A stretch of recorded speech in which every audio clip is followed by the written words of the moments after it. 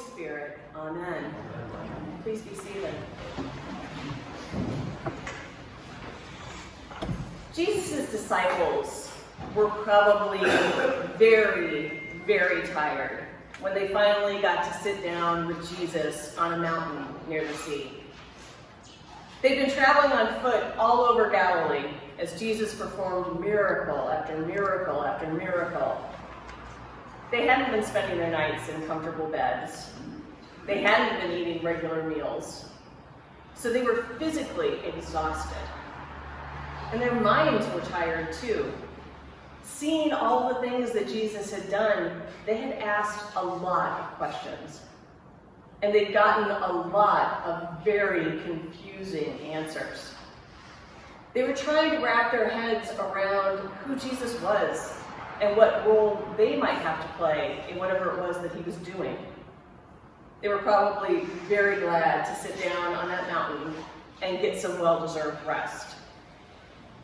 As the disciples sat there trying to catch their breath, they could easily see the countryside around them because they were up high and the air was clear, and the vegetation in that part of the country is so short and stubby that you can see right over it.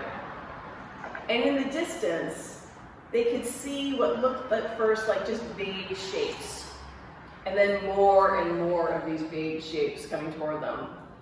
And as the shapes got closer, they could see that they were people. Crowds and crowds and crowds of people. People coming to hear more from Jesus.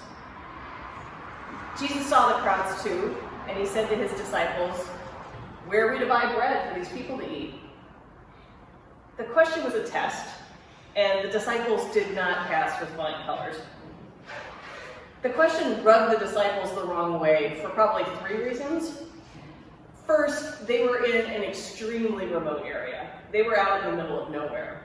It's not like they were surrounded by bakeries or even by people's homes where they could go ask if they had any bread they could buy from them. Second, the disciples were not rich guys. Most of them had been living on the margins of society even before they gave up everything they had to walk with Jesus. And even if this had been back when they were still working, as Philip, the disciple, points out to Jesus, it would take 6 months of wages to buy enough bread to feed these crowds of people.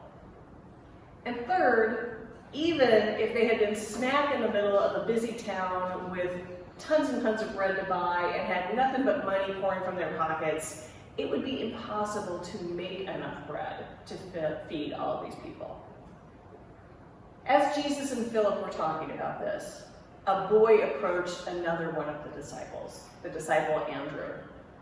The boy had overheard Jesus and Philip talking, and he showed Andrew that he had 5 barley loaves and 2 fish.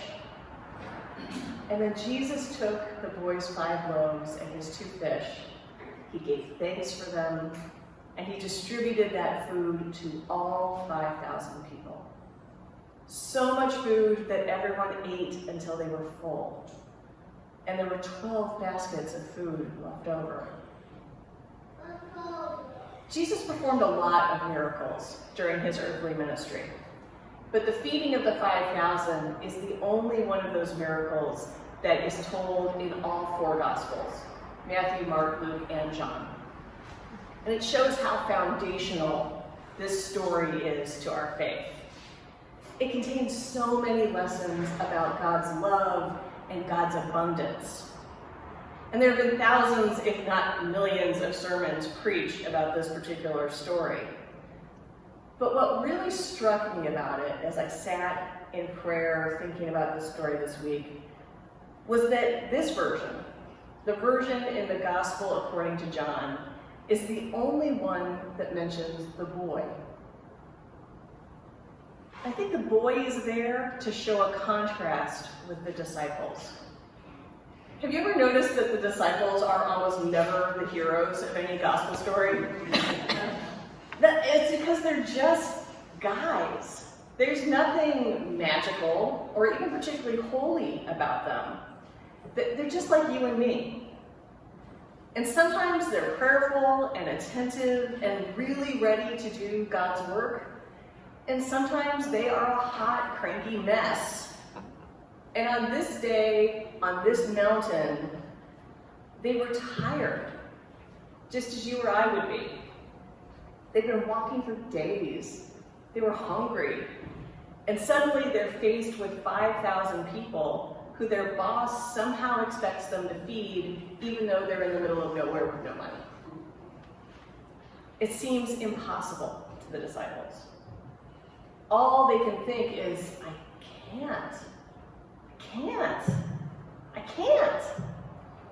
There are too many people, and there isn't anything I can do. I just can't. The boy, on the other hand, doesn't get stuck on the overwhelmingness of the situation. He doesn't focus on what he doesn't have and what it is that he can't do. Instead, he hears Jesus and responds by offering what he does have.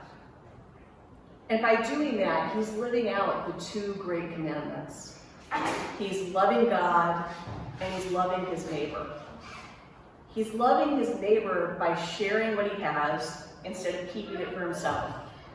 And he's loving God by trusting that Jesus will use that offering to care for people more thoroughly than any single human being ever could. I heard a story this week about a man who reacted like that boy did to an overwhelming situation. A man who shared what he had instead of focusing on what he didn't have and what he couldn't do. It happened out in Washington State, in a small town called Bonnie Lake, which is near Tacoma, just south of Seattle. In normal times, the average temperature in July there is about 77 degrees. In normal times, no one needs air conditioning, so most people don't have air conditioning. But this summer is not normal times. This July, the temperature has often been above 100 degrees in Bonnie Lake, Washington. People are suffering, and there's not a single air conditioner to be had in the entire state of Washington. But this man in this small town in Washington did some research online, and he found that the closest store that had air conditioners was in Redding, California, which is about a 600-mile drive away from Bonnie Lake. The man had a truck, and he figured that his truck could hold about 17 portable air conditioners. He had enough time and enough gas money to make this 1,300-mile round trip. And even though he's not a rich man, and he couldn't afford to outright buy 17 air conditioners, he had enough room on a credit card that he figured he could front the money and people could pay him back for the air conditioners when he got back to Bonnie Lake. So he got onto his neighborhood's Facebook page and he said, hey, I'm going to drive down to California, I'm going to get these air conditioners. If you want one, let me know. I'll sell it to you, for whatever it costs me. And then he hopped in his truck and he started driving south to Redding.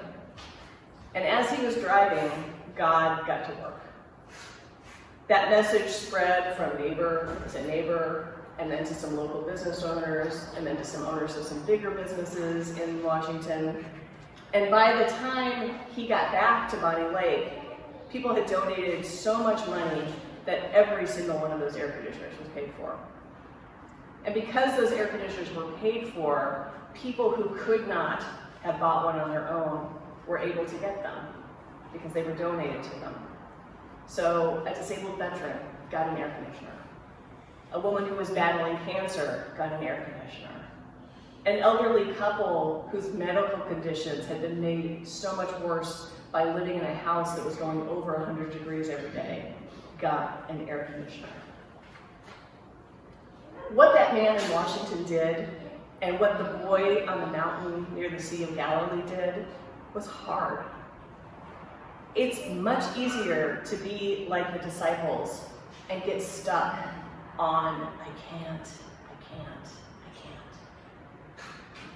But as Christians, we're called to love God, and we're called to love our neighbor, to focus on what we can share instead of focusing on what we don't have, to love God enough to trust that he will take our offering and multiply it into something unimaginably wonderful.